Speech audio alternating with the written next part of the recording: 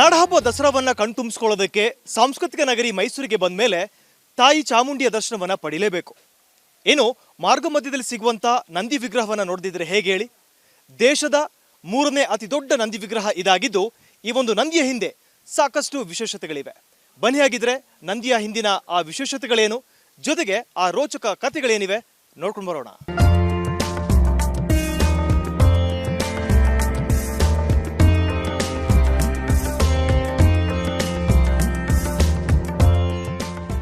ಮೈಸೂರು ಬೆಟ್ಟಕ್ಕೆ ಹತ್ತುವಾಗ 1,000 ಸೋಪಾನಗಳಿವೆ, ಮೆಟ್ಟಿಲುಗಳಿವೆ. ಅದರಲ್ಲಿ ಅರ್ಧ ದಾರಿ ಕ್ರಮಿಸಿದ ನಂತರ ಒಂದು ನಂದಿಗೆ ಹೋಗುವ ದಾರಿ ಅಂತ ಒಂದು ಸಿಗುತ್ತೆ.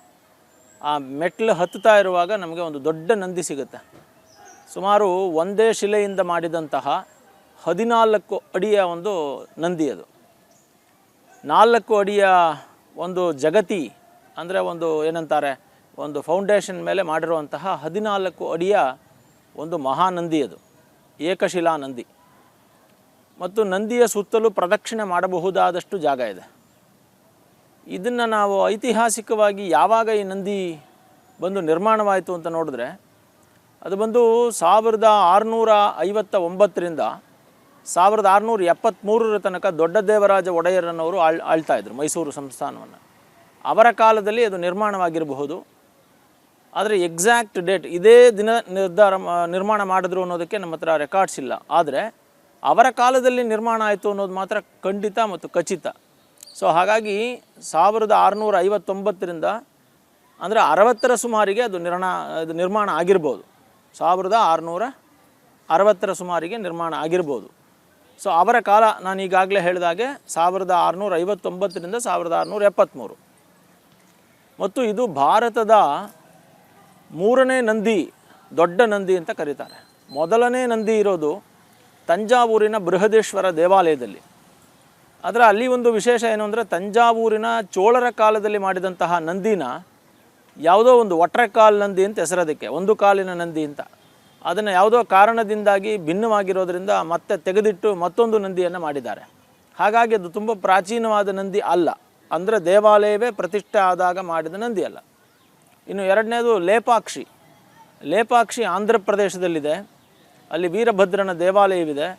ಅದು ಆ್ಯಕ್ಚುಲಿ ವಿಜಯನಗರ ಸಾಮ್ರಾಜ್ಯ ಅಂದರೆ ಕರ್ನಾಟಕದವರೇ ಕಟ್ಟಿಸಿದಂತಹ ಒಂದು ನಂದಿ. ಅದು 2ನೆಯ ನಂದಿ ಅಂತ ಹೇಳ್ತಾರೆ, ಯಾಕೆಂದರೆ ಎತ್ತರದಲ್ಲಿ ಸ್ವಲ್ಪ ಜಾಸ್ತಿ ಇದೆ ಇದಕ್ಕಿಂತ. ಆದರೆ ಭವ್ಯತೆ ಮತ್ತು ಸಮ ಪ್ರಮಾಣ ಮತ್ತು ಫೀಚರ್ಸ್ ಅಂತೀವಲ್ಲ, ಒಂದು ನಂದಿಗೆ ಇರಬೇಕಾದಂತಹ ಸಮಸ್ತ ಲಕ್ಷಣಗಳನ್ನು ನೋಡಿದ್ರೆ ಮೈಸೂರು ನಂದಿನೇ ಭಾರತದಲ್ಲಿ ದೊಡ್ಡ ನಂದಿಯಲ್ಲಿ 3ನೇದಾಗಿದ್ರೂ ಲಕ್ಷಣಗಳಲ್ಲಿ ಮೊದಲನೇ ನಂದಿ ಆಗುತ್ತಿದೆ. ಇದಲ್ಲದೆ ಅತಿ ದೊಡ್ಡ ನಂದಿಗಳು ಹಳೆಬೀಡು, ಹಂಪಿ, ಇಲ್ಲೆಲ್ಲ ನಾವು ನೋಡ್ಬೋದು. ದೊಡ್ಡ ಡಂಬಳದಲ್ಲಿರುವಂತಹ ದೊಡ್ಡ ಬಸಪ್ಪನ ದೇವಾಲಯದಲ್ಲಿ ನೋಡಬಹುದು. ಈ ನಂದಿಯಲ್ಲಿ ಇನ್ನೊಂದು ವಿಶೇಷ ಏನು ಅಂದರೆ, ಎಡಗಾಲನ್ನು ಇನ್ನೇನು ಎದ್ದೇಳುವಂತಹ ಲೆವೆಲ್ಗೆ ಅದು ಮಡಚಿಟ್ಕೊಂಡಿದೆ. ಬಲಗಾಲನ್ನು ಫುಲ್ ಮಡಚಿಕೊಂಡಿದೆ, ಎಡಗಾಲನ್ನು ಇನ್ನೇನು ಎದ್ದೇಳೋದಕ್ಕೆ ರೆಡಿ ಆಗ್ತಾ ಇದೆ. ಅಂತಹ ಒಂದು ಭಂಗಿಯಲ್ಲಿ ಕೆತ್ತಿದ್ದಾರೆ. ಮತ್ತು ಕಾರ್ತೀಕ ಮಾಸದಲ್ಲಿ ಪ್ರತಿ ಸಲ ಈ ನಂದಿಗೆ ಮಜ್ಜನ ನಡೆಯುತ್ತೆ. ಯಾಕೆ ನಂದಿಯನ್ನು ಆ ಬೆಟ್ಟದ ಮೇಲೆ ಸ್ಥಾಪನೆ ಮಾಡಿದ್ರು ಅನ್ನೋದಕ್ಕೂ ಒಂದು ಕುತೂಹಲವಾದಂತಹ ಅಂಶ ಇದೆ. ಅದೇನು ಅಂತ ಕೇಳಿದ್ರೆ, ಮಹಾಬಲೇಶ್ವರನ ಸನ್ನಿಧಾನ ಬೆಟ್ಟದಲ್ಲಿದೆ. ಮಹಾಬಲ ಅನ್ನೋದು ಶಿವನ ದೇವಾಲಯ. ಆ ಶಿವನ ದೇವಾಲಯಕ್ಕೆ ಹೋಗುವಾಗ ಆ ಶಿವದೇವನಿಗೆ ಎದುರಾಗಿ ನಿಂತ್ಕೊಂಡಿರೋ ಹಾಗೆ ಈ ನಂದಿಯನ್ನು ಮಾಡಲಾಗಿದೆ. ಈ ನಂದಿ ಇನ್ನೊಂದೇನು ಅಂದರೆ ರಾಕ್ ಕಟ್ಟದು, ಅಂದರೆ ಒಂದೇ ಕಲ್ಲಲ್ಲಿ ಮಾಡಿರುವಂಥದ್ದು, ಬೇರೆ ಕಡೆಯಿಂದ ಕಲ್ಲನ್ನು ತಂದಿದ್ದಲ್ಲ. ಅಲ್ಲಿ ಬೆಟ್ಟದಲ್ಲಿ ಸಿಗುವಂತಹ ಕಲ್ಲುಗಳನ್ನು ಅಲ್ಲೇ ಬಳಸಿ ಅಲ್ಲೇ ನಂದಿಯನ್ನು ಮಾಡಿರುವಂತಹದ್ದು. ಮತ್ತು ಸೂಕ್ಷ್ಮ ಕೆತ್ತನೆಗಳಿರೋದು ಇದರ ವಿಶೇಷತೆ.